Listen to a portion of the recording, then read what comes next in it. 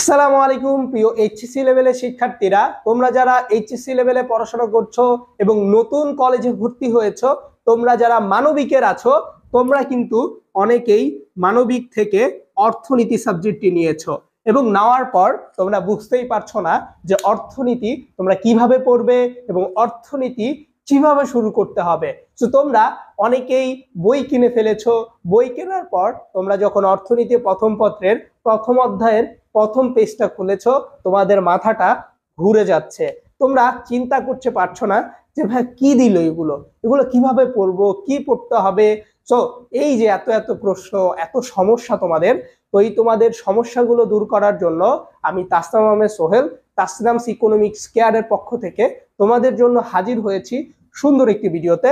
এবং এই ভিডিওতে আমরা আলোচনা করব কিভাবে অর্থনীতি প্রথম পত্র সহজেই শেষ করা যায়। তো একটু খেয়াল করবে, আজকে আমরা অর্থনীতি প্রথম পত্রের একদম প্রথম অধ্যায়ের খুবই গুরুত্বপূর্ণ একটা বিষয়, সেটা হচ্ছে দুষ্প্রাপ্যতা এবং নির্বাচন, এই বিষয়টা জানবো। তো প্রথমে আমরা একটু জেনে নেব যে দুষ্প্রাপ্যতা এবং নির্বাচন এই কথা দুইটি কিভাবে আসবে। দেখো, সো অর্থনীতিতে প্রাথমিক মৌলিক অর্থনৈতিক সমস্যা নামে একটা বিষয় আছে। সো প্রাথমিক মৌলিক অর্থনৈতিক সমস্যা হচ্ছে দুইটা, যার একটা হচ্ছে দুষ্প্রাপ্যতা, আরেকটা হচ্ছে নির্বাচন। তো তোমাদের কিন্তু একটা বিষয় জানতেই হয়, সেটা হচ্ছে যে ভাইয়া এই যে দুষ্প্রাপ্যতা, এই যে নির্বাচন, এই কথাগুলো কোথা থেকে আসলো, কে বললো, তাই না? সো এই কথাটা যিনি প্রথম বলেছিলেন তার নামটা কি তোমরা কেউ বলতে পারবে? তোমরা হয়তো বই পড়ে ফেলেছো, পড়তে পড়তে বই শেষ করে ফেলেছো, তাই না? তারপরেও তোমরা কি করতে পারছো না, এটার নাম বলতে পারছো না। সো তোমরা যারা যারা এই যে দুষ্প্রাপ্যতা ধারণাটি দেন কে সর্বপ্রথম, হ্যাঁ, এটার নামটা একটু বলে দিবে আমাদেরকে। তারপর হচ্ছে নির্বাচন, এটার ধারণাটা কে দেয়, এটার নামটা বলে দিবে কমেন্ট সেকশনে। আমি যদি তোমাদেরকে নামটা বলে দিই তাহলে হয়তো তোমরা এখনই জেনে যাবে, বাট বইটা আর পড়বে না। সেই জন্য আমি তোমাদের সব তথ্যগুলো বলে দিব এবং তোমাদেরকে এরপর তোমরা কমেন্টে নামটা বলে দিবে, এর মাধ্যমে তোমাদের শেখা হয়ে যাবে। খেয়াল করো একটু, দেখো দুষ্প্রাপ্যতা, সো দুষ্প্রাপ্যতা মানে কি এবং নির্বাচন মানে কি, একটু খেয়াল করো। সবাইদের প্রথমেই জানতে হবে দুষ্প্রাপ্যতা মানে কি। দেখো, দুষ্প্রাপ্যতা মানে হচ্ছে, আমরা যদি সহজে শিখতে চাই, সেটা হচ্ছে যে সম্পদের স্বল্পতা। কি ভাইয়া? একটা সম্পদের স্বল্পতা। সো সম্পদের যে স্বল্পতা থাকে, সেই স্বল্পতাকেই বলা হয় দুষ্প্রাপ্যতা। তাহলে দুষ্প্রাপ্যতা বলতে কি বোঝানো হচ্ছে? সম্পদের যে স্বল্পতা হয় সেটাকেই দুষ্প্রাপ্যতা বোঝানো হয়। কিভাবে? দেখো, আমি চাচ্ছি এখন একটা মোবাইল কিনতে, বাট আমার কাছে মোবাইল কেনার টাকা নাই। সো এখন আমার কি রয়েছে? অবশ্যই আমাদের সম্পদের স্বল্পতা রয়েছে। এখানে কিসের স্বল্পতা রয়েছে? এখানে অর্থের স্বল্পতা রয়েছে, যার কারণে আমি আমার ফোনটা কিনতে পারছি না। সো তাহলে তোমরা অবশ্যই কি করবে, যখন তোমাদের পরীক্ষায় বলবে যে দুষ্প্রাপ্যতা কি, তখন তোমরা বলবে যে দুষ্প্রাপ্যতা বলতে সম্পদের স্বল্পতাকেই বোঝানো হয়। অথবা যদি প্রশ্ন আসে দুষ্প্রাপ্যতা কি, তোমরা বলবে যে সম্পদের স্বল্পতাই হচ্ছে দুষ্প্রাপ্যতা। দেন তোমাদের পরীক্ষা আসতে পারে নির্বাচন কি। এই দুইটা প্রশ্ন কিন্তু তোমাদের সৃজনশীলের ক এবং খতে আসে, এবং তোমরা যখন এমসিকিউ পরীক্ষা দিবে তখন আসে। তাহলে বুঝতে পারছি কতে আসে, খতে আসে এবং এমসিকিউতে আসে, এর মানে এই দুইটা খুবই গুরুত্বপূর্ণ বিষয়। ঠিক আছে? সো এখানে খেয়াল করো, এখানে আমরা দেখতে পাচ্ছি যে দুষ্প্রাপ্যতা শেষ করে ফেললাম। নির্বাচন, নির্বাচন আসলে কি? দেখো, নির্বাচন ব্যাপারটা যদি আমি তোমাদেরকে একটু বোঝাতে চাই, তাহলে দেখো, নির্বাচন মানে হচ্ছে, আমরা সাধারণত বুঝি যে ইলেকশন, ইলেকশন মানে হচ্ছে নির্বাচন, বাট এখানে নির্বাচন মানে ইলেকশন তো বোঝাবে না, অর্থাৎ আমরা যে জাতীয় নির্বাচন করি সেটাকে বোঝাবে না। এটা হচ্ছে সিলেকশন। সিলেকশন মানে হচ্ছে যে বাছাই করা। কি করা? বাছাই করা। সো আমি যদি তোমাদেরকে একটু বলি যে নির্বাচনটা কি, সেটা হচ্ছে অসংখ্য, ধরো ভাই তোমার অনেক অভাব, তাই না? অসংখ্য অভাব থেকে, অসংখ্য অভাব থেকে গুরুত্ব অনুসারে, কি ভাইয়া? গুরুত্ব অনুসারে, গুরুত্ব অনুসারে, ঠিক আছে? অসংখ্য অভাব থেকে গুরুত্ব অনুসারে কিছু অভাব। কেমন অভাব ভাইয়া? অবশ্যই অভাবটা কিছু থাকবে, কিছু অভাব, কিছু অভাব বাছাই, বাছাই করাকে নির্বাচন বলে। তাহলে অসংখ্য অভাব থেকে গুরুত্ব অনুসারে কিছু অভাব বাছাই করাকে নির্বাচন বলা হয়। আমি এখন তোমাদেরকে বলে দিচ্ছি যে এই যে দুষ্প্রাপ্যতা এবং নির্বাচন, এই শব্দ দুইটি যিনি প্রথম ব্যবহার করেন তার নাম হচ্ছে এল রবিন্স। এল রবিন্সই সর্বপ্রথম এই দুইটা শব্দ ব্যবহার করেন। সো তোমরা যারা যারা কমেন্ট অলরেডি জানিয়ে দিয়েছিলে যে এই দুইটা ব্যবহার করেছিলেন কে এই শব্দ দুইটা সর্বপ্রথম, তো তোমরা একটু মিলিয়ে নাও যে তোমাদের কথার সাথে বা তোমাদের যেইটা তথ্যটা তোমরা জানতে পেরেছো সেটার সাথে এটা মিল আছে কিনা। সো সো উৎপাদন সম্ভাবনা হচ্ছে এমন একটি টপিক যেই টপিক থেকে তোমাদের প্রতি বছরই একটা সিকিউ আসে। সিকিউ বলতে বোঝানো হচ্ছে যে একটা সৃজনশীল আসে এবং এখান থেকে এমসিকিউ আসে। সো যেহেতু এটা এতটা গুরুত্বপূর্ণ তাই তোমাদের অবশ্যই এই ভিডিওটা একদম শেষ পর্যন্ত ভালোভাবে দেখতে হবে, যাতে করে তোমার সমস্যাটা তুমি দূর করতে পারো এবং একটা সৃজনশীলে 10 নম্বর কনফার্ম করতে পারো। তাহলে চলো আমরা শুরু করি আজকের এই ভিডিওতে। তো আমরা উৎপাদন সম্ভাবনা রেখা কাকে বলে এটা প্রথমে জেনে নেব যে উৎপাদন সম্ভাবনা রেখাটা অ্যাকচুয়ালি কাকে বলে। উৎপাদন সম্ভাবনা রেখা হচ্ছে এমন একটি রেখা যে রেখার বিভিন্ন বিন্দুতে, কেমন বিন্দু, বিভিন্ন বিন্দুতে নির্দিষ্ট পরিমাণ সম্পদের মাধ্যমে দুইটা দ্রব্যের সংমিশ্রণ দেখানো হয়। অবশ্যই আমাদেরকে উৎপাদন সম্ভাবনা রেখা সংজ্ঞা সম্পর্কে প্রথমে আইডিয়া রাখতে হবে। তাহলে আমরা সংজ্ঞাটা যদি আবার একটু বলি যে উৎপাদন সম্ভাবনা রেখা হচ্ছে এমন একটি রেখা যে রেখার বিভিন্ন বিন্দুতে নির্দিষ্ট পরিমাণ সম্পদের মাধ্যমে দুইটি দ্রব্যের সংমিশ্রণ দেখানো হয়। সো আরেকটু খেয়াল করো, একে সংক্ষেপে পিপিসি রেখা বলা হয়।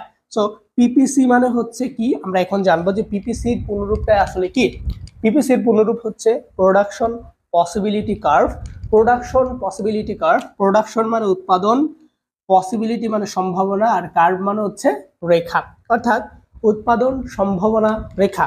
তাহলে উৎপাদন সম্ভাবনা রেখাকে ইংরেজিতে প্রোডাকশন পসিবিলিটি কার্ভ বলা হয়। অর্থাৎ তোমাদের পরীক্ষা আসতে পারে যে প্রোডাকশন পসিবিলিটি কার্ভ কি, তখন তোমরা কিন্তু এই সংজ্ঞাটাই লিখবে।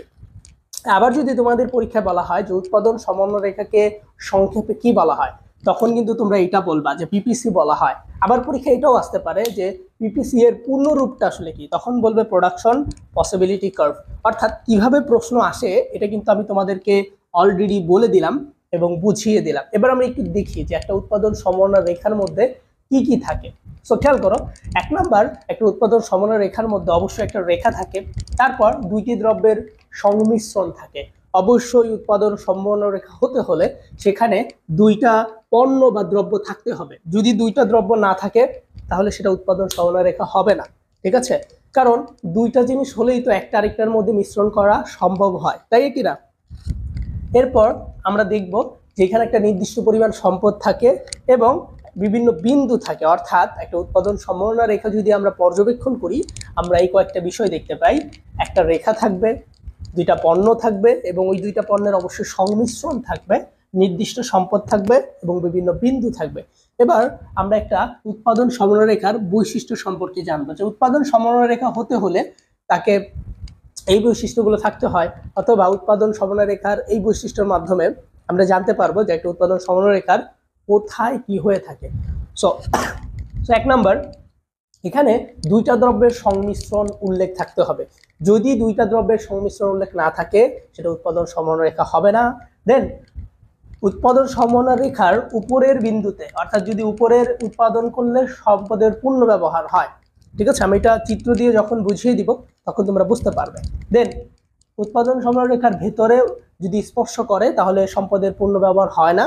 এবং চতুর্থ হচ্ছে যে উৎপাদন সম্ভাবনা রেখার বাহিরের বিন্দুতে উৎপাদন করলে উৎপাদন হবে, কিন্তু না করাই ভালো, এবং কারণ এখানে কিছু সীমাবদ্ধতা আছে, ঠিক আছে, যেটাকে অর্জনযোগ্য বলা হয়। তাহলে আমি যদি একটু তোমাদেরকে এখানে চিত্র দিয়ে বুঝিয়ে দেই তাহলে ব্যাপারগুলো তোমরা সহজেই বুঝতে পারবে। খেয়াল করো, সো এইভাবে আমরা যদি একটা উৎপাদন সম্ভাবনার আকার সিস্টেমটা হচ্ছে যে তুমি প্রথমে এভাবে একটা দাগ দিবে, দাগ দিয়ে এটা হচ্ছে একটা কার্ভ আকারে করবে। কি করবে? একটা কার্ভ করবে। আমি এখন যেহেতু কোনো কোশ্চেন নাই, আমি জাস্ট তোমাদেরকে আঁকাটা শেখাচ্ছি। যখন এখানে কোশ্চেন বলা হবে যে এভাবে এভাবে কোশ্চেন দেওয়া থাকবে তখন আমরা দেখাই দিব যে কিভাবে আঁকতে হবে। খেয়াল করো, ধরো আমি এখানে দুইটা দাগ দিলাম বা একটাই দাগ দিলাম, তোমার ইচ্ছা তুমি কয়টা দাগ দিবা, যেহেতু এখানে কিছু বলা নাই, কোনো প্রশ্ন করা নাই, সো আমি দিলাম, ঠিক আছে?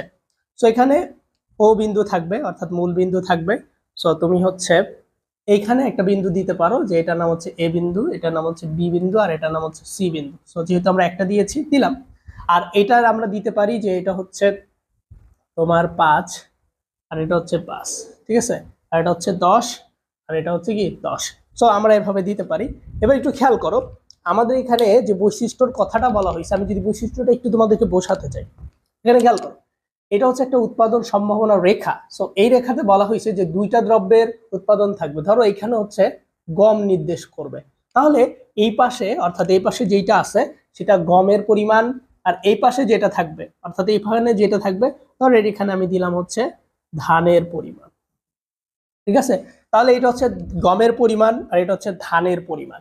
তাহলে এখানে দুইটা পরিমাণ দেখতে পাচ্ছি, দুইটা দ্রব্য, একটা ধান আর একটা হচ্ছে গম। তারপর আমরা এখানে একটু খেয়াল করি, সেটা হচ্ছে যে বলছে যে উৎপাদন সমন্বয় রেখার উপরের বিন্দুতে, এই যে দেখো এখানে একটা রেখা আসছে, সো এইটা হচ্ছে একটা রেখা, এই রেখার মধ্যে যদি আমরা উৎপাদন করি তাহলে উৎপাদনটা হচ্ছে সর্বোচ্চ হবে। কি বলা হয়েছে? যে উৎপাদনটা সর্বোচ্চ হবে, অর্থাৎ সর্বোচ্চ মানে তোমার পূর্ণ ব্যবহার হবে। কি হবে? পূর্ণ ব্যবহার হবে। আবার এটাকে কেউ কি বলে, আবার এটাকে কেউ বলে হচ্ছে পূর্ণ নিয়োগ হবে, ঠিক আছে, পূর্ণ নিয়োগ হবে। অর্থাৎ তুমি যদি উৎপাদন সমন্বয় রেখার এই বিন্দুতে উৎপাদন করো, অর্থাৎ যদি বিওতেও করো, এই যে এটার উপরেই, তাই না, তো বি বিন্দুতে করলে উৎপাদন সর্বোচ্চ হবে, এ বিন্দুতে করলে উৎপাদন সর্বোচ্চ হবে, সি বিন্দুতে করলে উৎপাদন সর্বোচ্চ হবে। এবার এ বি সি এটা হচ্ছে উৎপাদন সমন্বয় রেখা। আবার আমরা এটাও বলতে পারি এসি হচ্ছে একটা উৎপাদন সম্ভাবনা রেখা, অর্থাৎ এসি হচ্ছে একটা পিপিসি অর্থাৎ উৎপাদন সম্ভাবনা রেখা, ঠিক আছে। তাহলে এ থেকে সি পর্যন্ত এটা হচ্ছে উৎপাদন সম্ভাবনা রেখা, বুঝতে পেরেছ? তাহলে আমি যদি এ বিন্দুতে উৎপাদন করি উৎপাদন সর্বোচ্চ হবে, বি বিন্দুতে করলে উৎপাদনটা কি হবে? সর্বোচ্চই হবে, সি বিন্দুতে করলেও সর্বোচ্চই হবে। এক কথায় এই রেখার যেখানে আমি উৎপাদন করব সেখানে উৎপাদনটা হবে সর্বোচ্চ। এটা হচ্ছে আমাদের শর্ত নাম্বার 2, ঠিক আছে। এবং আমাদের 3 নাম্বার যেই রুলসটা বা বৈশিষ্ট্যের কথা বলা হয়েছে সেটা হচ্ছে যে আমরা যদি উৎপাদন সমন্বয় রেখা তো এই পর্যন্ত, তাই না, সো এটার ভেতরে যদি উৎপাদন করি, ধরো এখানে একটা বিন্দু দিলাম, এই বিন্দুর নাম দিলাম হচ্ছে ডি বিন্দু। কি বিন্দু দিলাম ভাইয়া? ডি বিন্দু দিলাম। সো আমি যদি এই বিন্দুতে উৎপাদন করি তাহলে দেখো এটা কিন্তু উৎপাদন সমন্বয় রেখার ভেতরের অংশ, অথবা আমরা বলতে পারি যে এটা হচ্ছে নিচের অংশ বা নিচের অংশ, অথবা আমরা বলতে পারি ভেতরের অংশ। সো এটা যদি ভেতরের অংশ হয় অথবা নিচের অংশ হয় তাহলে এখানে উৎপাদনটা কি হবে? এই যে এখানে যেটা হয়েছে তার উল্টা হবে, অর্থাৎ পূর্ণ নিয়োগ হবে না। পূর্ণ নিয়োগ যদি না হয় তাহলে কি হবে? অপূর্ণ নিয়োগ হবে, ঠিক আছে, অপূর্ণ নিয়োগ হবে। তারপরে কি? সর্বোচ্চ উৎপাদনের জায়গায় সর্বোচ্চ উৎপাদন কি হবে না, ঠিক আছে। তারপরে পূর্ণ ব্যবহার হবে না। এক কথা আমরা তাহলে বুঝতে পারছি, যদি আমরা উৎপাদন সমরেখার ভেতর উৎপাদন করি উৎপাদনটা সর্বোচ্চ হবে না, উৎপাদনটা কি সর্বোচ্চ হবে না, পূর্ণ ব্যবহারও হবে না এবং সম্পদের পূর্ণ নিয়োগও হবে না। এরপর আমাদের 4 নাম্বার যে বৈশিষ্ট্যটা সেটা বলছে যে ধরো এটা উৎপাদন সমন্বয় রেখা, এখন আমি বাহিরে উৎপাদন করলাম, ধরো এখানে আমি উৎপাদন করলাম, এখানে আমি একটা বিন্দু দিলাম, সেই বিন্দুর নাম হচ্ছে এফ বিন্দু। কি বিন্দু ভাইয়া? ধরো আমি এখানে যে বিন্দুটা দিয়েছি এটার নাম হচ্ছে এফ বিন্দু। সো আমি যদি এই বিন্দুতে উৎপাদন করি এখানে তো ভাই উৎপাদন করাই যাবে না, কারণ যেহেতু এটা আমার জমির বাহিরের অংশ, অন্য মাইসের জমিতে গিয়ে কি মাইসে উৎপাদন করতে পারে ভাই? না। তাহলে এটা যেহেতু বাহিরের অংশ তাহলে এখানে চাইলে আমি উৎপাদন করতে পারি না, পারি না। এই জন্য এটাকে বলা হচ্ছে অর্জনযোগ্য অঞ্চল, অর্জনযোগ্য অঞ্চল বলা হয়, ঠিক আছে, অর্জনযোগ্য অঞ্চল বলা হয়। তাহলে আমরা বুঝতে পারছি যে যখন আমরা ভেতরে উৎপাদন করতে যাব তখন এটা অপূর্ণ নিয়োগ, অদক্ষ ব্যবহার হচ্ছে, পূর্ণ নিয়োগ হচ্ছে না, সর্বোচ্চ উৎপাদন হচ্ছে না। বাট রেখার উপরে করলে সর্বোচ্চ হয়, পূর্ণ নিয়োগ হয়, পূর্ণ ব্যবহার হয়। আর বাহিরে তো বললামই, অন্য মানুষের জমিতে যখন তুমি উৎপাদন করতে যাবা তখন অবশ্যই করা সম্ভব, যদি তুমি তাকে টাকা দাও, পয়সা দাও, তুমি করতে পারবা, এতে কোনো সমস্যা নাই। সো এই 4টা বৈশিষ্ট্য হচ্ছে উৎপাদন সম্ভাবনা রেখার। তাহলে আমি আশা করছি যে তোমরা এই 4টা বৈশিষ্ট্য বুঝতে পারছো। এবার আমি যদি তোমাদেরকে একটা উৎপাদন সমন্বয় রেখার অঙ্ক কিভাবে আসে পরীক্ষায় এটা করিয়ে দেখাই তাহলে তোমরা আরো ভালোভাবে বুঝতে পারবে, ঠিক আছে। যদি একটা কি করে দেখাই, উৎপাদন সমন্বয় রেখার অঙ্ক করিয়ে দেখাই, দেখো এখানে তোমরা একটা জিনিস খেয়াল করবে, সেটা হচ্ছে দেখো যেই যেই ঘরগুলোর মধ্যে শূন্য আছে, দেখো এখানে একটা শূন্য আছে। উৎপাদন সমন্বয় রেখার ক্ষেত্রে প্রথমে তুমি এভাবে এভাবে সুন্দর করে একটা দাগ দিয়ে নিবা। তারপর আমি বলছিলাম যে যারা একদমই আঁকতে পারো না তার এভাবে দাগ দেওয়ার পর এভাবে একটা দাগ দিবা। এবার প্রশ্ন হচ্ছে যে তুমি এই মাঝখানে কয়টা দাগ দিবা, তাই না? সো এই দাগগুলো কিভাবে বের করবে আমি এবার একটু দেখাই দিচ্ছি, খেয়াল করো। সো দেখো এখানে শূন্য আছে, এখানে শূন্য আছে, তাহলে কয়টা ঘরে শূন্য আছে? দুইটা ঘরে শূন্য আছে। টোটাল ঘর কয়টা? চারটা। তাহলে যেই ঘরগুলো শূন্য আছে সেই ঘরগুলা বাদ, সেই ঘরগুলা বাদ, তাহলে দাগ হবে 1, দাগ হবে 2। তাহলে দাগ কয়টা হবে ভাইয়া? দাগ দিতে হবে আমাকে 2টা। তাহলে এখানে আমি কয়টা দাগ দিব? এখান থেকে গিয়ে একটা দিলাম, আবার এখান থেকে গিয়ে আরেকটা দিলাম। তাহলে যদি 4টা থাকে তাহলে আমার দাগ দিতে হবে 2টা, অবশ্যই যদি শূন্য 2টা থাকে, ঠিক আছে? এবার খেয়াল করো, তাহলে আমার এখানে শুরু হচ্ছে এ, তাহলে আমি এখানে বিন্দু বসে, এটা এ বিন্দু, তারপর এখানে বি বিন্দু, তারপর সি বিন্দু, তারপর ডি বিন্দু, ঠিক আছে? তাহলে আমি সব জায়গায় বিন্দুগুলো নির্দিষ্ট করে দিলাম। এবার খেয়াল করো, তুমি এইদিকে ধান দিবা নাকি গম দিবা এটা তোমার ইচ্ছা। প্রথমে তুমি শূন্য দাও, শূন্য দেওয়ার পর এখানে ছোট থেকে উপরে বড়র দিকে লিখে যাও। তাহলে ছোট কত আছে? 5 আছে, তাই না? তাহলে আমি এখানে 5 লিখি, এখানে 10 লিখি, এখানে 15 লিখি। তাহলে একটু খেয়াল করো, তাহলে প্রথমে প্রথমে 15 আছে, তারপর 10 আছে, তারপর 5 আছে, পরে শূন্য আছে। কোনটার সাথে মিলতেছে? গমের সাথে মিলতেছে। অর্থাৎ এর মানে এটা হচ্ছে গমের জায়গা, ঠিক আছে? তাহলে এখানে হচ্ছে যেটা নির্দেশ করছে এটা হচ্ছে গমের পরিমাপ। কিভাবে আমি বলি আবার, প্রথমে 15 আছে, 15, পরে 10 আছে, 10, পরে 5 আছে, 5, পরে শূন্য আছে, শূন্য। মিলছে না? এর মানে এটা কিসের পরিমাণ? গমের পরিমাণ। এবার নিচে দাও, 5, 10, 15, ঠিক আছে? এবার দেখো এটা কিসের সাথে মিলতেছে? প্রথমে শূন্য আছে, প্রথমে শূন্য আছে, দেখছো? পরে 5 আছে, মিলছে। পরে 10 আছে, মিলছে। পরে 15 আছে, মিলছে। তাহলে এটা কিসের পরিমাণ ভাইয়া? এটা হচ্ছে ধানের পরিমাণ। আমাদের যখন বলবে যে পরীক্ষায় উৎপাদন সমানরেখা অঙ্কন করো, যখন উৎপাদন সমানরেখা অঙ্কন করতে বলবে তখন কিন্তু শুধু উৎপাদন সমানরেখা অঙ্কন করলেই হবে না, আমাদেরকে অবশ্যই অবশ্যই চিত্রের ব্যাখ্যা দিতে হবে। কি করতে হবে? ব্যাখ্যা দিতে হবে। যদি তুমি উৎপাদন সমানরেখা শুধু অঙ্কন করে বসে থাকো তাহলে কিন্তু হবে না, তোমাকে অবশ্যই ব্যাখ্যা দিতে হবে। সো আমরা এখন একটু উৎপাদন সমানরেখার ব্যাখ্যা তোমাদেরকে বলে দিব যে কিভাবে উৎপাদন সমানরেখার ব্যাখ্যাটা লিখতে হয়, একটু খেয়াল করো। তাহলে আমরা উৎপাদন সমানরেখাটা এখানে আঁকা দেখাই দিব না, সমস্যা নেই। আমি একটু ব্যাখ্যাটা একটু বলছি, তুমি এই ব্যাখ্যাটা মাথায় রাখো যাতে করে তোমার সমস্যাগুলো দূর হয়ে যায়। হ্যাঁ, তাহলে আমি একটু বলছি তোমাকে। এইটাকে বলা হচ্ছে কি পরিমাণ? আমরা ধরো এটাকে ধরলাম হচ্ছে এক্স অক্ষ, এটাকে ধরলাম ওয়াই অক্ষ। তাহলে এটাকে বলা হচ্ছে ভূমি, নিচে যেটা থাকে সেটাকে হচ্ছে ভূমি বলে, আর উপরে যেটা থাকে সেটাকে বলা হচ্ছে লম্ব অংশ, ঠিক আছে? তাহলে আমরা প্রথমে লিখব চিত্র পরিচিতি। কি লিখব? চিত্র পরিচিতি, ঠিক আছে? চিত্র পরিচিতি লিখে এভাবে একটা দাগ দেব, এবং দাগ দেওয়ার পর আমরা এখানে কি লিখব একটু বলে দিচ্ছি। সেটা হচ্ছে লম্ব অক্ষ বরাবর। তাহলে প্রথমে লিখব যে লম্ব অক্ষ বরাবর গমের পরিমাণ, এবং তাহলে এখানে লম্ব অক্ষ, এই অক্ষ বরাবর কি আছে? লম্ব অক্ষ বরাবর গমের পরিমাণ এবং ভূমি অক্ষ বরাবর ধানের পরিমাণ দেখানো হলো, ঠিক আছে? এটা প্রথমে আমরা লিখে নিব। তারপর চিত্রে এ, বি, সি এবং ডি হলো একটা উৎপাদন সমানরেখার বিভিন্ন বিন্দু, ঠিক আছে? এবং এ এবং ডি হলো উৎপাদন সম্ভাবনা রেখা। এটা হচ্ছে আমরা প্রথমে লিখে নিব যাতে করে আমরা সহজেই বুঝতে পারি, ঠিক আছে? তারপর একটু খেয়াল করো, এরপর আমরা লিখব যে যখন ধানের পরিমাণ সর্বনিম্ন তখন গমের পরিমাণ সর্বোচ্চ, আবার যখন গমের পরিমাণ সর্বোচ্চ তখন ধানের পরিমাণ কি? সর্বনিম্ন। এবার আমরা লিখব যখন গমের পরিমাণ 5 একক তখন ধানের পরিমাণ 10 একক। অর্থাৎ আমরা বুঝতে পারছি যদি গমের পরিমাণ কি করা হয়? কমে, তাহলে ধানের পরিমাণ বৃদ্ধি পায়। যখন গমের পরিমাণ 10 একক তখন ধানের পরিমাণ হচ্ছে 5 একক। যখন গমের পরিমাণ 15 একক তখন ধানের পরিমাণ কত একক হচ্ছে ভাই? একটু খেয়াল করো, তখন কিন্তু 0 একক হয়ে যাচ্ছে। অর্থাৎ আমরা বুঝতে পারছি যদি ধানের পরিমাণটা বৃদ্ধি করা হয় তখন গমের পরিমাণটা হ্রাস পায়, আর যখন গমের পরিমাণটা বৃদ্ধি করা হয় তখন ধানের পরিমাণটা কি হয়? হ্রাস পায়। সো এই হচ্ছে আমাদের উৎপাদন সমানরেখার ঘ নাম্বার একটা প্রশ্ন, যে কিভাবে উৎপাদন সমানরেখা থেকে প্রশ্ন আসে।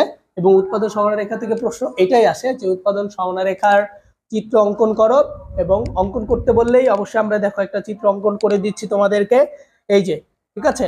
এবার চিত্র পরিচিতিটা আমরা লিখে দিয়েছি, তোমরা চাইলে এটা স্ক্রিনশট দিয়ে রাখতে পারো। তো তোমাদের যদি উৎপাদন সমানরেখার জন্য এরকম একটা বক্স দিয়ে দেওয়া হয়, এবং এই বক্সের মধ্যে তোমাদেরকে বলা হয় যে উৎপাদন সমমনা রেখার উপরের বিন্দুতে ই বিন্দুতে এবং এফ বিন্দুতে উৎপাদন করলে কি হবে। এখন তোমার প্রশ্ন হচ্ছে যে তোমাকে এই প্রশ্নটা বলা হয়েছে, এর মানে হচ্ছে যে এই প্রশ্নটা এইটা যে উৎপাদন সমরেখার উপরের বিন্দু, ভেতরের বিন্দু, বাহিরের বিন্দুগুলোতে যদি আমি উৎপাদন করি সেক্ষেত্রে উৎপাদনটা কেমন হবে। এর ফার্স্টে তোমাকে কি করতে হবে, অবশ্যই উৎপাদন সমরেখার একটা চিত্র অঙ্কন করতে হবে, যেটা কিনা আমরা শিখিয়েছিলাম তোমাদের গত ক্লাসে। সে প্রথমে তোমরা এভাবে একটা দাগ দিবে, দাগ দেওয়ার পর দুইটা শূন্য আছে কেটে দিবে। সো দুইটা শূন্য থাকলে কেটে দিলে তোমার কয়টা দাগ দিতে হবে, দুইটা দাগ দিতে হবে। অর্থাৎ তুমি প্রথমে এভাবে একটা কার্ভ চিহ্ন দিবে, দেন তোমার দাগ দিতে হবে দুইটা। সো তুমি এখান থেকে দুইটা দাগ দিয়ে দিবে, ঠিক আছে। সো আমি এভাবে দুইটা দাগ দিয়ে দিলাম। সো দেওয়ার পর আমি এখন বিন্দুগুলো বসাবো। এখানে এ বিন্দু, এখানে বি বিন্দু, এখানে সি বিন্দু, এখানে ডি বিন্দু, এখানে 0, এখানে 5, এখানে 10, এখানে 15, এখানে 5, এখানে 10, এখানে 15, যেটা কিনা আমরা এই চিত্রটা এখানে তুলে ফেললাম। এবং বলা হয়েছে যে ই বিন্দু এবং এফ বিন্দু, খেয়াল করো তাহলে এটার ভেতরে যে বিন্দুটা আছে সেই ভেতরের বিন্দুটার নাম হচ্ছে ই বিন্দু, এবং বাহিরে একটা বিন্দু থাকবে সেই বিন্দুটার নাম হচ্ছে এফ বিন্দু। সো এখন আমাদেরকে অঙ্কটা এভাবে করতে হবে যে এই বিন্দুতে উৎপাদন করলে কি হবে, এই বিন্দুতে উৎপাদন করলে কি হবে, অথবা এ বি সি ডি এখানে যে কয়টা বিন্দু আছে এগুলোতে উৎপাদন করলে কি হবে, এটা আমাদেরকে দেখাতে হবে। এটা হচ্ছে পরীক্ষা একটা প্রশ্ন। তাহলে খেয়াল করো, আমরা একটু যদি তোমাদেরকে বোঝাই। আমরা জানি যে উৎপাদন সরলরেখার একটা বৈশিষ্ট্য আছে, সেই বৈশিষ্ট্য অনুযায়ী যে দুইটা দ্রব্যের সংমিশ্রণ থাকতে হবে। সো এখানে একটা দ্রব্য আছে যেটা নাম হচ্ছে গম, আর এখানে যে একটা দ্রব্য আছে সেটা নাম হচ্ছে ধান। তাহলে এইখানে যেটা আছে সেটা গমের পরিমাণ, এখানে যেটা আছে সেটা ধানের পরিমাণ, ঠিক আছে। তাহলে আমরা প্রথমে চিত্র আঁকলাম, আমরা বিন্দুগুলো বসিয়ে দিলাম। এখন আমরা এইটাতে উৎপাদন করলে কি হবে, এটাতে উৎপাদন করলে কি হবে, এটা একটু জানার চেষ্টা করব। সো আমাদের প্রথম যে শর্ত বা 1 নাম্বার যে বৈশিষ্ট্য সেটা হচ্ছে যদি আমরা উপরের বিন্দুতে করি, উপরের বিন্দুতে যদি উৎপাদন করি তাহলে উৎপাদন করলে উৎপাদনটা সর্বোচ্চ হবে। অর্থাৎ এই যে এইখান থেকে শুরু করে এইখান পর্যন্ত এটা হচ্ছে একটা উৎপাদন সমমনা রেখা, এটাকে বলা হচ্ছে পিপিসি রেখা। পিপিসি মানে প্রোডাকশন পসিবিলিটি কার্ভ, যেটাকে আমরা প্রথমে বলেছিলাম তোমাদেরকে যে প্রোডাকশন পসিবিলিটি কার্ভের সংক্ষিপ্ত রূপকে পিপিসি বলা হয়, যার বাংলা হচ্ছে তোমার উৎপাদন সমমনা রেখা। সো এখানে এই উৎপাদন সমমনা রেখার যে উপরের বিন্দুটা আছে, অর্থাৎ এই রেখাটার মধ্যে যদি আমি উৎপাদন করতে চাই তাহলে উৎপাদনটা সর্বোচ্চই বেশি হবে। তাহলে এখানে যদি উৎপাদন করি উপরে, তাহলে আমার 1 নাম্বার হচ্ছে যে সম্পদের পূর্ণ ব্যবহার হচ্ছে। কি হচ্ছে? সম্পদের পূর্ণ ব্যবহার হচ্ছে। তাহলে 1 নাম্বার পূর্ণ ব্যবহার হয়, ঠিক আছে। 1 নাম্বার পূর্ণ ব্যবহার হয়। 2 নাম্বার কি হয়, আমি যদি এখানে আবার উৎপাদন করি, এটা হচ্ছে দক্ষ ব্যবহার হয়।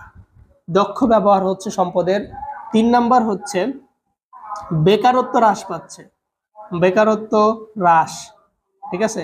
আর 4 নাম্বার হচ্ছে যে কর্মসংস্থান বৃদ্ধি, কর্মসংস্থান বৃদ্ধি পাচ্ছে। এখন এই যে 4টা বিষয় আছে, বা এখানে সম্পূর্ণ ব্যবহারও বলতে পারি, সর্বোচ্চও বলতে পারি। তো এখানে যে 4টা ব্যাপার আছে, এই 4টা কিভাবে হইলো আমি যদি একটু তোমাদেরকে শেয়ার করি। খেয়াল করো, দেখো তোমার জমি ধরো এইখান থেকে এইখানে আছে। সো এখানে তোমার জমি আছে 15, ঠিক আছে, 15। সো 15 একর তোমার জমি আছে। সো এই 15 একর জমিতে যদি তুমি সম্পূর্ণতে উৎপাদন করো, অবশ্যই তোমার উৎপাদনটা একটু বেশি হবে। এবং সম্পূর্ণ জমিতে যদি তুমি উৎপাদন করতে চাও তাহলে অবশ্যই তুমি 1 নাম্বার কি করবা, শ্রমিক নিবা। যদি শ্রমিক নাও তাহলে বেকারত্ব কমে যাবে। কিভাবে বেকারত্ব কমে যাবে খেয়াল করো, যদি তুমি শ্রমিক নাও এর মাধ্যমে অনেকগুলো লোক যারা আগে কাজ করতো না তারা তোমার জমিতে আসবে কাজ করার জন্য। এর মাধ্যমে হচ্ছে শ্রমিক কমে গেল, শ্রমিক বৃদ্ধি পেয়ে গেল এবং বেকারত্বটা কমে গেল, ঠিক আছে। দেন কর্মসংস্থান কিন্তু বৃদ্ধি পেয়ে গেল। এই যে তুমি ধানের জন্য এতগুলো মানুষকে আনতেছো তোমার জমিতে, তারা একটা কর্মসংস্থান পেলো, তারা কাজ করার সুযোগ পেলো। তাহলে এখানে 2টা বিষয়, এক শ্রমিক আসার কারণে বেকারত্ব কমে যায়, কর্মসংস্থান বৃদ্ধি পায়, ঠিক আছে। তাহলে আমরা এই 2টা বিষয় একদম বুঝে গেলাম। দেন আমার সম্পদের যে 15 একর জমিটা আছে এটা সম্পূর্ণটাই কিন্তু আমি ব্যবহার করতেছি, অর্থাৎ এটা দক্ষ ব্যবহার হচ্ছে এবং সম্পদের পূর্ণ ব্যবহার হচ্ছে। আমি যদি সম্পূর্ণ জমিটা ব্যবহার করি তাহলে আমার উৎপাদন কি হবে, বেশি হবে না ভাইয়া? তাই উৎপাদনটা সর্বোচ্চ হবে, ঠিক আছে। তাহলে আমি যদি উপরের বিন্দুতে করি, অর্থাৎ এই রেখার মধ্যে যে কোনো একটা বিন্দুতে উৎপাদন করি, তাহলে উৎপাদনটা সর্বোচ্চ হবে, পূর্ণ ব্যবহার হবে, দক্ষ ব্যবহার হবে, ঠিক আছে, বেকারত্ব কমবে, কর্মসংস্থান বৃদ্ধি পাবে, ঠিক আছে। সো এইটা আমি বুঝতে পারছি। এরপর আমি যদি ভেতরে করি, দেখো ভেতরে করা মানে কি ভাই, খেয়াল করো, আগে ছিল 15, ভেতরে মানে কি, অবশ্যই 15 হবে না, 15 থেকে কমে যাবে। যদি ভেতরে করি তাহলে 15 থেকে ধরো আইসা পড়লো 5-এ, তাহলে আমি যদি 5 একর জমিতে উৎপাদন করি তাহলে আমার কি হবে ভাই, দেখো অবশ্যই আগে যত শ্রমিক নিতাম এখন তত শ্রমিক নিব, বলো নিব না, এখন অবশ্যই শ্রমিকের পরিমাণটা কমে যাবে। আর যদি শ্রমিকের পরিমাণটা কমে যায় অবশ্যই বেকারত্বটা কি হবে ভাই, বেকারত্বটা তাহলে এটা হচ্ছে ভেতরে, এটা হচ্ছে কি ভেতরে। সো যদি ভেতরে করি তাহলে পূর্ণ ব্যবহারের জায়গায় অপূর্ণ হবে, অপূর্ণ ব্যবহার হবে, দক্ষর জায়গায় অদক্ষ ব্যবহার হবে, বেকারত্বটা বৃদ্ধি পাবে, বেকারত্বটা কিভাবে বৃদ্ধি পাবে, আর এখানে কর্মসংস্থান হ্রাস পাবে, ঠিক আছে।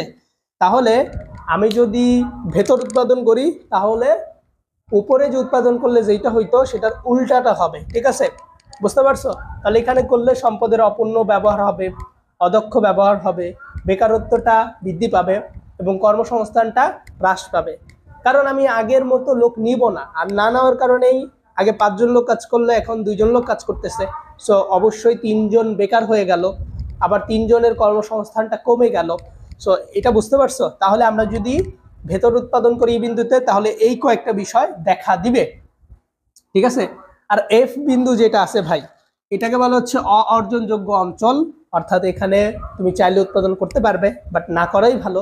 কারণ তুমি যদি উৎপাদন করতে চাও অবশ্যই উৎপাদন বেশি হইতে পারে, কম হইতে পারে, বাট একটা জিনিস খেয়াল করবে, যখন তুমি নিজের জমি বাদ দিয়ে অন্য মানুষের জমিতে উৎপাদন করতে যাবে তখন অবশ্যই তার থেকে হয় জমিটা তোমার টাকা দিয়ে নিতে হবে অথবা কোনো মাধ্যমে নিতে হবে, তখন কিন্তু তাকে একটা টাকা দিতে হবে, এবং তুমি যদি লস খাও সেক্ষেত্রে কিন্তু সেইটার ভাগিদার হবে না, সেটার টাকাটা নিবেই। সো অবশ্যই তোমার নিজের জমিতে উৎপাদন করাই বেস্ট। তাই এখানে যদি তুমি উৎপাদন করো, এই অঞ্চলটার নাম হচ্ছে অর্জনযোগ্য অঞ্চল, অর্থাৎ অর্জনযোগ্য অঞ্চল মানে বোঝানো হচ্ছে যে সম্পদের পূর্ণ ব্যবহার হচ্ছে না এখানে, অর্থাৎ অর্জনযোগ্য অঞ্চল। সো তোমরা যারা আছো এটা ভালো করে বুঝে নাও, এটা হচ্ছে অর্জনযোগ্য অঞ্চল, অর্থাৎ এখানে চাইলেই সবকিছু অর্জন করা সম্ভব না, এখানে কিছু সীমাবদ্ধতা আছে। সো 1 নাম্বার হচ্ছে যেমন তোমার জমির সীমাবদ্ধতা, ঠিক আছে, এইরকম কিছু সীমাবদ্ধতা আছে, যেমন তোমার 1 নাম্বার জমির সীমাবদ্ধতা আছে, তোমার হচ্ছে সম্পদের সীমাবদ্ধতা আছে, মজুরির সীমাবদ্ধতা আছে, এইরকম সীমাবদ্ধতাগুলো আমরা হচ্ছে এই এফ বিন্দুতে দেখতে পাই। সো আমি যদি এটা তোমাদেরকে আশা করছি যে সম্পূর্ণটা বুঝাতে পারছি। সো তোমরা যারা যারা এখন বুঝতে পারোনি তোমরা চাইলে কমেন্টে জানাতে পারো বুঝতে পারছো। এবার আমি যদি তোমাদেরকে একটু দেখিয়ে দিই কোন ধরে যা বোঝালাম, এটা যদি একটা চিত্রের মাধ্যমে বুঝিয়ে দেই তাহলে আশা করছি যে তুমি আরো ভালো বুঝবে। সো এখানে তো আর এত কিছু পড়ানো পসিবল না, সেখানে যতটুকু সম্ভব তোমাদের একটু ধারণা দেওয়ার চেষ্টা করছি। সো এই হচ্ছে আমাদের চিত্র আমরা অঙ্কন করলাম। দেখো এটা হচ্ছে পিপিসি রেখা, অর্থাৎ পিপিসি রেখা যদি আমরা উৎপাদন করি বা অর্থাৎ উপরের রেখা যেটা বলে, তো এখানে সম্পদের পূর্ণ ব্যবহার হয়, দক্ষ ব্যবহার হয়, সর্বোচ্চ উৎপাদন হয়, বেকারত্ব হ্রাস পায়, কর্মসংস্থান বৃদ্ধি পায়, ঠিক আছে। আর আমরা যদি এখানে উৎপাদন করি সম্পদের অপূর্ণ ব্যবহার, অদক্ষ ব্যবহার, উৎপাদন হ্রাস পায়, কম হয়, ঠিক আছে, বেকারত্ব বৃদ্ধি পায় আর কর্মসংস্থান হ্রাস পায়, ঠিক আছে। আর ওইটা হচ্ছে অর্জনযোগ্য অঞ্চল, এবং এখানে 3টা সীমাবদ্ধতা আছে, জমির সীমাবদ্ধতা, মজুরির সীমাবদ্ধতা, শ্রমিকের সীমাবদ্ধতা। সো এই হচ্ছে আমাদের উৎপাদন সমরেখা থেকে আসা কিছু গুরুত্বপূর্ণ প্রশ্নের উত্তর। কিছু গুরুত্বপূর্ণ অর্থব্যবস্থা আছে, তোমরা জানো যে অর্থনীতি প্রথম পত্রের প্রথম অধ্যায়ের খুবই গুরুত্বপূর্ণ একটা টপিক, সেটা হচ্ছে অর্থব্যবস্থা। সো পৃথিবীর মধ্যে প্রচলিত অর্থব্যবস্থা আছে 4টা, যার মধ্যে 1 নাম্বার হচ্ছে তোমার ধনতান্ত্রিক অর্থব্যবস্থা, যেটাকে আমরা অনেকেই বলি ব্যক্তিগত অর্থব্যবস্থা, আবার অনেকেই বলি পুঁজিবাদী অর্থব্যবস্থা। সো এরপর সমাজতান্ত্রিক অর্থব্যবস্থা আছে, রাষ্ট্রীয় অর্থব্যবস্থা আছে, নির্দেশমূলক অর্থব্যবস্থা আছে, তারপর আমরা মিশ্র অর্থব্যবস্থা, ইসলামী অর্থব্যবস্থা। অর্থাৎ পৃথিবীর মধ্যে তুমি যদি লক্ষ্য করো ভালো করে তাহলে তুমি দেখবে যে এই 4টা অর্থব্যবস্থা পৃথিবীর মধ্যে রয়েছে, যার মধ্যে 1 নম্বর ধনতান্ত্রিক অর্থব্যবস্থা, যেটাকে আমরা বলি ব্যক্তিগত অর্থব্যবস্থা, অর্থাৎ যে অর্থব্যবস্থা ব্যক্তিগত সেটাই হচ্ছে ধনতান্ত্রিক। তোমাদের এইটা কিভাবে পরীক্ষা আসে, যেমন তোমার পরীক্ষা আসতে পারে যে ধনতান্ত্রিক যে অর্থব্যবস্থা আছে সে অর্থব্যবস্থার অপর নাম কি, বলবে ব্যক্তিগত অর্থব্যবস্থা, আবার ব্যক্তিগত অর্থব্যবস্থার অপর নাম কি? পুঁজিবাদী অর্থব্যবস্থা। সো আজকের এই ক্লাসে আমরা শেখার চেষ্টা করব এই চারটা অর্থব্যবস্থার মধ্যে থেকে একটা অর্থব্যবস্থা, এবং এই একটা অর্থব্যবস্থা থেকে তোমার পরীক্ষা প্রশ্ন আসলে কিভাবে উত্তর দিতে হয় সেটা আমরা শিখবো। তো আজকে আমরা ধনতান্ত্রিক অর্থব্যবস্থা সম্পর্কে জানার চেষ্টা করব। খেয়াল করো, ধনতান্ত্রিক অর্থব্যবস্থা বলতে বোঝানো হয় যে অর্থব্যবস্থার ব্যক্তি মালিকানা বিদ্যমান এবং সকল কিছুর মালিক হচ্ছে কে থাকে? জনগণ থাকে, নাকি? হবে না। সো এটার সংজ্ঞাটা আমি যদি তোমাদের আরেকটু ভালোভাবে বোঝাই, সেখানে লেখা আছে যে অর্থব্যবস্থা ব্যক্তিগত মালিকানা বিদ্যমান থাকে এবং মুনাফা সর্বোচ্চকরণ হয় বা মুনাফা অর্জনই প্রধান লক্ষ্য থাকে, সেটাই হচ্ছে ব্যক্তিগত অর্থব্যবস্থা। ঠিক আছে? তাহলে ব্যক্তিগত মানে হচ্ছে তোমার নিজের যে অর্থব্যবস্থা, অর্থাৎ যেই অর্থব্যবস্থার মালিক আমি নিজেই, সেটাই হচ্ছে ব্যক্তিগত অর্থব্যবস্থা। সো এই ব্যক্তিগত অর্থব্যবস্থার সূত্রপাত হয়ে থাকে ইউরোপে হয়েছিল। সো যেহেতু এটা ইউরোপে হয়েছে, এটা তোমার জানা দরকার। তোমার পরীক্ষা আসতে পারে ধনতান্ত্রিক অর্থব্যবস্থার সূত্রপাত হয় কোথায়, তখন তুমি বলবে যেটা ইউরোপে হয়েছিল। দেন এখান থেকে দুইটা তথ্য তোমার 100% মনে রাখতে হবে, যার মধ্যে 1 নম্বর তথ্য সেটা হচ্ছে কি? ব্যক্তিগত মালিকানা, অথবা এটাকে বলা হচ্ছে প্রাইভেট কোম্পানি। অর্থাৎ এটা মনে রাখতে হবে যে এটা হচ্ছে একটা ব্যক্তিগত মালিকানা উল্লেখ থাকবে অথবা ব্যক্তিগত মালিকানা বিদ্যমান। ঠিক আছে? দেন মুনাফা সর্বোচ্চকরণ। অর্থাৎ ধনতান্ত্রিক অর্থব্যবস্থার মূল বিষয় হচ্ছে দুইটা, একটা হচ্ছে ব্যক্তিগত মালিকানা থাকবে, আর দ্বিতীয়ত হচ্ছে এইটার মূল উদ্দেশ্য হচ্ছে মুনাফা সর্বোচ্চকরণ করা। এবার আমরা ব্যক্তিগত যে অর্থব্যবস্থা আছে, অর্থাৎ ধনতান্ত্রিক অর্থব্যবস্থা, এই অর্থব্যবস্থার কিছু বৈশিষ্ট্য সম্পর্কে জানবো, যেটা কিনা সৃজনশীলের ঘ নাম্বারে এসে থাকে। কি এসে থাকে? সৃজনশীলের ঘ নাম্বারে এসে থাকে। সো দেখো, তোমার যদি সৃজনশীলের ঘ নাম্বারে ধনতান্ত্রিক অর্থব্যবস্থা এই প্রশ্নটি আসে, তাহলে তোমাকে অবশ্যই এখানে যে পয়েন্টগুলো আছে সেগুলো পড়তে হবে। কমপক্ষে তোমার 6টা পয়েন্ট লিখতে হবে। সো তুমি যদি 6টা পয়েন্ট লিখো, আশা করা যায় তোমার অর্থনীতির ধনতান্ত্রিক অর্থব্যবস্থা থেকে প্রশ্ন আসলে তুমি 3-এ 3 পাবা।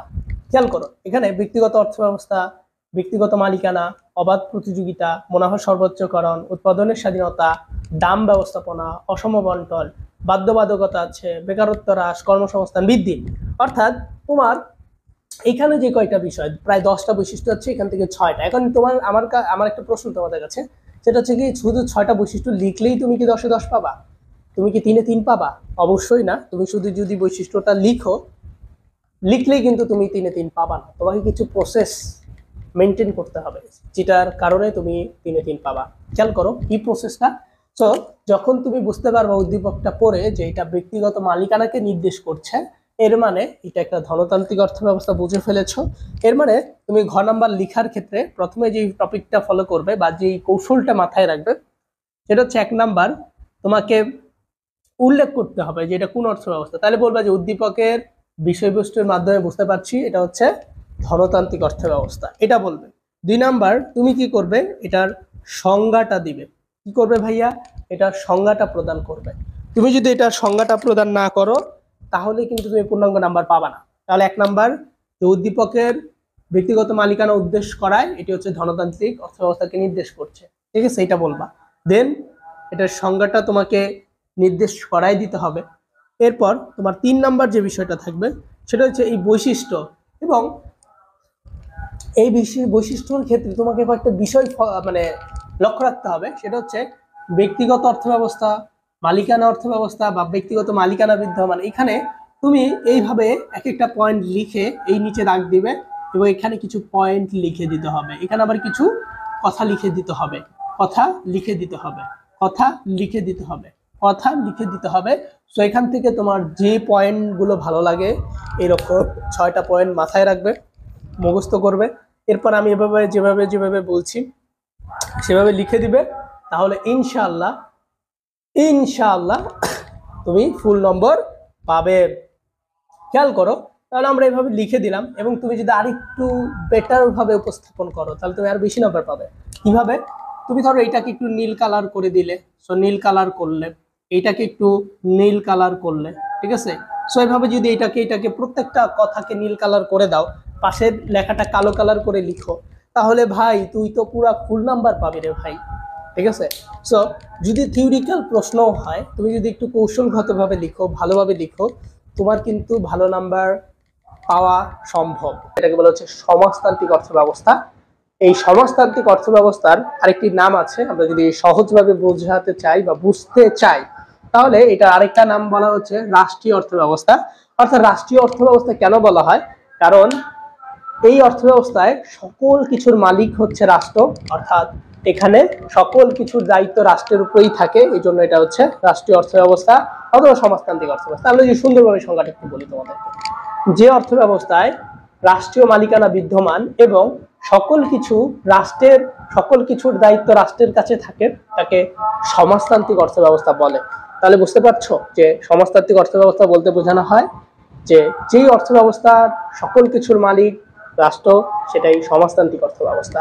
এবং এই অর্থ ব্যবস্থার সূত্রপাত কোথায় হয় আমরা যদি একটু বলি, সূত্রপাতটা হচ্ছে রাশিয়ায় হচ্ছে। আমরা কিন্তু পূর্বের ক্লাসে শিখেছিলাম যে ধনতান্ত্রিক অর্থ ব্যবস্থা সম্পর্কে, যার সূত্রপাত হচ্ছে ইউরোপে হয়েছিল, বাট আজকের এই ক্লাসে আমরা জানলাম যে সমাজতান্ত্রিকটা ঠিক উল্টো আরেকটা দেশ, যেটা হচ্ছে রাশিয়া। সো রাশিয়াতে হয়েছে, তো এটা আমরা জানলাম। দেন এবার আমরা একটু জানবো যে 100% এখান থেকেও যেটা মনে রাখতে হবে সেটা হচ্ছে এই অর্থ ব্যবস্থায় রাষ্ট্রীয় মালিকানা থাকবে এবং এটা সরকারি ব্যবস্থাপনা, ঠিক আছে, এবং এটাতে কোনো মুদ্রাস্ফীতি নেই। কেন মুদ্রাস্ফীতি নেই? কারণ যেহেতু সরকার, টাকা পয়সার তো অভাব নাই, মুদ্রাস্ফীতি কেমনে থাকবো? চাইলেই টাকা কমায় ফেলবে, চাইলেই টাকা বাড়ায় ফেলবেন, এই জন্য এখানে কোনো ধরনের মুদ্রাস্ফীতি দেখা দেয় না। এবার আমরা এই অর্থ ব্যবস্থা থেকে কিছু বৈশিষ্ট্য জানার চেষ্টা করব, ঠিক ধনতান্ত্রিক অর্থ ব্যবস্থার মতোই। তোমাকে যদি আমি সহজভাবে বোঝাই দিই, মাথায় রাখবে যে এখান থেকে যদি তোমার পরীক্ষায় প্রশ্ন আসে, প্রথম তোমাকে উদ্দীপক করতে হবে এবং এখান থেকে যে প্রশ্নটা আসবে সেটা অবশ্যই ঘ নাম্বারে আসবে। তো সৃজনশীলের ঘ নাম্বারে আসবে। সো এই ঘ নাম্বারে আসলে তুমি এখান থেকে যে কয়েকটা টপিক আছে, প্রায় হচ্ছে বৈশিষ্ট্য 10টা আছে, এই 10টা বৈশিষ্ট্য থেকে যে কোনো তোমার 6টা বৈশিষ্ট্য ঘ নাম্বারে লিখতে হবে এবং ঘ নাম্বারে লেখার ক্ষেত্রে তোমার প্রথমে উদ্দীপক করে তোমাকে সিদ্ধান্ত গ্রহণ করতে হবে যেটা কোন অর্থ ব্যবস্থাকে নির্দেশ করছে। আমি দেখতে পাচ্ছি যে এটা সমাজতান্ত্রিক অর্থ ব্যবস্থা, তাহলে লিখবো উদ্দীপকের অর্থ ব্যবস্থাটি হচ্ছে সমাজতান্ত্রিক অর্থ ব্যবস্থাকে নির্দেশ করে। এরপর আমি হচ্ছে একটা সংজ্ঞা দিব 2 নম্বরে। সংজ্ঞা কোন সংজ্ঞা দিব? অবশ্যই সমাজতান্ত্রিক অর্থ ব্যবস্থার সংজ্ঞা দিব। তারপর সমাজতান্ত্রিক অর্থ ব্যবস্থার এই যে 10টা বৈশিষ্ট্য, এখান থেকে যে কোনো 6টা বৈশিষ্ট্য আমি উল্লেখ করে দিব। এরপর আমি কি করব ভাই, খেয়াল করো, এই যে দেখো 6টা বৈশিষ্ট্য জাস্ট লিখে দিলেই কি তুমি ফুল নাম্বার পাবে? পাবে না ভাইয়া। তুমি এটাকে নিচে এভাবে দাগ দিবে, এটার নিচে একটু দাগ দিবে, এটার নিচে একটু দাগ দিবে, দিয়ে এই পাশ দিয়ে একটু লিখবে, ঠিক আছে? অর্থাৎ এই নিচ দিয়ে 2-1 লাইন লিখে দিবে এবং এই যে বর্ডারটা আছে এটা তুমি একটু নীল কালার করে দিবে। এই লেখাটা যদি নীল কালার করো, টিচার অনেক বেশি খুশি হয়ে যাবে। টিচার তোমাকে বেশি নাম্বার দিতে কি আগ্রহ প্রকাশ করবে, যার কারণে তোমাকে বেশি নাম্বার দিয়ে দিবে। সো খেয়াল করো, তাহলে আমরা যদি এভাবে লিখি তাহলে কোন টিচার আছেন যিনি আমাকে ফুল নাম্বার দিবেন না? সো থিওরিক্যাল প্রশ্ন হলেও তুমি খুব সহজেই সুন্দরভাবে লিখে A+ তুলতে পারবে। কিভাবে? যদি একটু গোছানো হয়, একটু সুন্দরভাবে পরিমার্জিত হয়, কাটাকাটি না থাকে, ঠিক আছে, এবং যেই কথাগুলো চাচ্ছেন টিচার সেই কথাগুলো যদি তুমি উল্লেখ করো তাহলে অবশ্যই তুমি ফুল নাম্বার পাবে।